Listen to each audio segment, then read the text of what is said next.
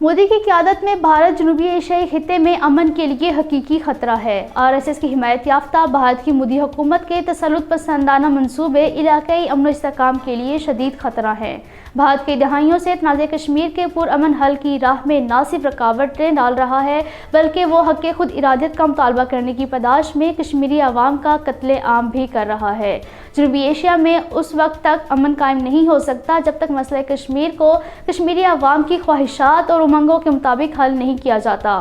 फलस्तीनी मोदी हुकूमत के 5 अगस्त 2019 के गैर कानूनी और गैर आईनी इक़दाम ये साबित करते हैं कि भारत इलाकाई अमन और इस्तेहकाम के बारे में ना फ़िक्रमंद है और ना ही संजीदा।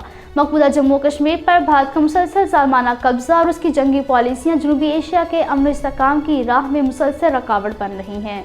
भारत में मोदी के बरसरे इक़्तिदार आने के बाद से इलाकाई अमन के लिए खतरात बढ़ गए हैं। अपने पड़ोसियों के खिलाफ भारतीय जारहियत की वजह से जनूबी एशिया में अमन को शदीद खतरा लाहक है। पाकिस्तान बार बार दुनिया को जनूबी एशिया में भारत के अदम इस्तेहकाम के किरदार से आगाह कर चुका है।